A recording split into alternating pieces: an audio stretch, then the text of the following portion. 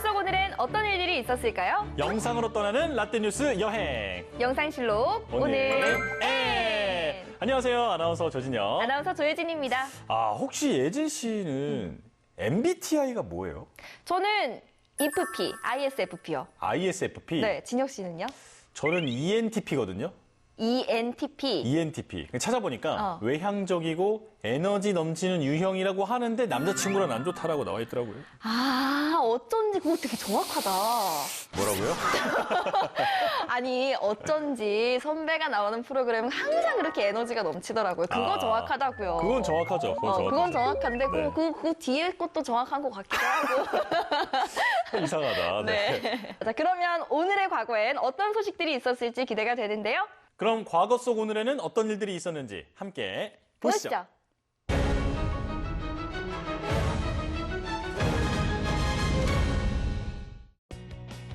불꽃 승부사, 노히트 노런, 불세출의 투수 등의 수식어가 붙은 부산을 대표하는 한국 프로야구 선수를 혹시 기억하십니까?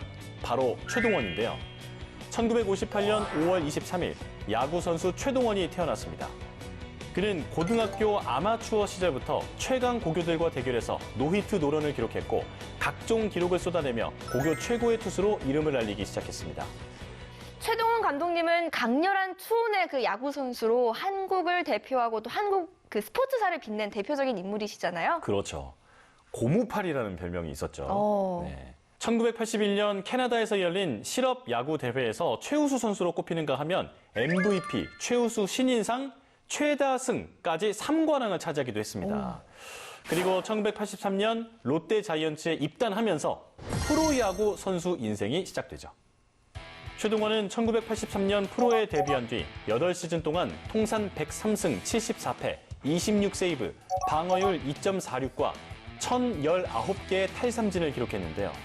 특히 1984년 7전 4선승제의 한국 시리즈에서 혼자 4승을 따내며 최고의 활약과 함께 당시 약체였던 롯데를 우승으로 이끌었습니다. 야구선수 은퇴 후에도 코치, 감독, 한국야구위원회 감독관 등 활발한 활동을 펼치던 어느 날 대장암 판정을 받아 2011년 53세를 일기로 세상을 떠났습니다. 저는 개인적으로 그 한국 프로야구 사상 최동원, 그 선동열 선수의 처절한 투수전을 모티브로 한 영화 그 퍼펙트 게임이 떠오르네요. 그렇죠. 네. 예인 씨, 이 영화 촬영 당시에 에피소드가 하나 있는데 그 최동원 감독에게 직접 조언을 구하러 갔을 때 이 최동원 감독이 자신처럼 동작하기 힘들 거다라고 얘기를 하셨다고 합니다. 와, 얼마나 그 자부심이 있어야지 그런 말을 네. 하실 수가 있을까요? 네, 정말 그럴만한 레전드죠, 정말. 그럼 이번엔 2008년으로 가보겠습니다. 2008년 5월 24일 미국산 쇠고기 수입을 반대하는 촛불 시위가 시작됐습니다. 이 시위는 광우병 논란이 지속되는 가운데 30개월 미만의 미국산 쇠고기를 수입하는 협상이 체결되면서 국민의 반발이 더욱 심각 상황으로 번진 건데요. 특히 4월 29일 광우병 소고기에 대한 한 뉴스 보도는 대규모 촛불 시위를 촉발시켰습니다. 100% 걸리는 건 아니지만요. 저희는 그 단 1%의 가능성이라도 그 광우병에 노출되어 있다는 그 자체가 너무 싫어요. 아이들의 미래가 달린 문제고 아이들이 10년 후, 20년 후에 이런 어린아이들이 광우병에 걸렸을 때 우리의 미래는 없다 해서 나오게 되었습니다. 광우병 논란이 그 일파만파 퍼지기 시작했던 상황에 이명박 정부가 그 미국산 소고기를 수입하는 협상을 체결하면서 광우병 논란이 이제 불이 붙었던 상황인 거죠. 이제 그 국민들의 그 걱정이 너무 이제 좀 크다 보니까 사실 인터넷 상에서 가짜 뉴스들도 좀 많이 있었거든요. 맞아요. 정확하지 않은 정보들이 돌아다니면서 사태가 좀 더 악화가 됐었죠. 광우병 촛불 시위는 청계천 광장과 시청 광장을 중심으로 촛불 문화제 형식으로 진행됐는데요. 시위는 과격 시위로 번져나가는 등 정부와 국민 간의 갈등이 고조되기도 했습니다. 이후 2달 동안 계속된 시위는 촛불 시위 진행 관련자와 참가자가 체포되면서 아수라장이 됐는데요. 결국 이명박 정부가 대국민 사과문을 발표했고 민심 수습에 나서면서 진정됐습니다. 아무리 시급하게 해결해야 할 국가적 현안이라 하더라도 국민들이 결과를 어떻게 받아들일지 또 국민들이 무엇을 바라는지 잘 챙겨봤어야 했습니다. 저와 정부는 이 점에 대해서 뼈저린 반성을 하고 있습니다. 그럼 이번엔 1974년으로 가보겠습니다. 1974년 5월 24일 팔당댐 수력발전소가 완공됐습니다. 팔당댐 수력발전소는 수도권 일대의 안정적인 전력 공급을 위해 1966년 착공했는데요. 이후 7년 6개월 만에 발전 설비 용량 8만 킬로와트 전압차 밸브형 발전소로 국내에서 처음 건설됐습니다. 이때 제가 난리도 아니었다라고 들었거든요. 막 팔당댐이 동양 최대 규모의 수문이다. 네, 이런 얘기 맞아요. 들으면서. 댐 폭이 20m, 그리고 높이가 16.75m에 또 15개 수문을 가지고 있어서 그 많은 기대를 받았던 댐이죠. 그런데 팔당댐은 어떤 역할을 했어요? 팔당댐의 그 취수원에서는 서울과 인천, 경기도 일부 지역을 관할로 해서 그 생활 용수를 공급하는 역할을 했죠.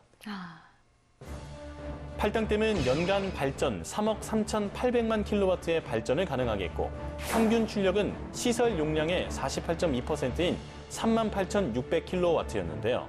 1999년에 80메가와트에서 120메가와트로 시설 용량 증대 공사를 완료했습니다. 그리고 팔당댐 근처에 거대한 인조 호수가 생겨서 팔당 유원지가 형성됐는데요. 서울 근교의 관광 유원지로 각광받게 됐습니다. 2004년 팔당댐 주변이 상수원 보호구역으로 지정되면서 이 유원지는 폐쇄됐습니다. 그리고 5월 24일에 또 다른 역사를 살펴보면요. 1819년 빅토리아 영국 여왕이 출생했습니다. 이 빅토리아 여왕은 아버지를 일찍 여의고 할아버지의 뒤를 이어서 대영 제국의 최전성기를 이끌었던 군주가 됐는데요.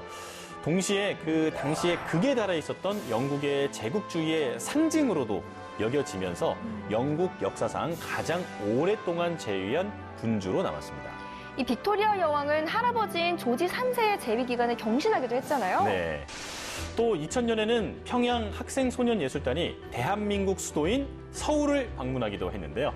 평양 학생 소년예술단이 서울을 방문한 목적은 뭐였나요? 남북 통일을 기원하고 또 남북 정상회담을 축하하기 위한 서울 공연이 목적이었죠. 뭐 그런 공연에 서로 화합할 수 있다는 것 자체만으로 정말 의미 있고 좋은 것 같네요. 네, 이게 정말 치열하게 대립하다가도 이런 문화계로 물꼬가 트이는 거거든요. 맞아요.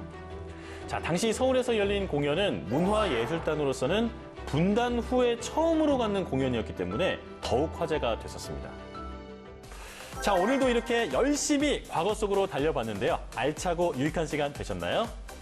영상실록으로 만나본 오늘의 과거. 그럼 다음 시간 더 알찬 이야기로 만나요.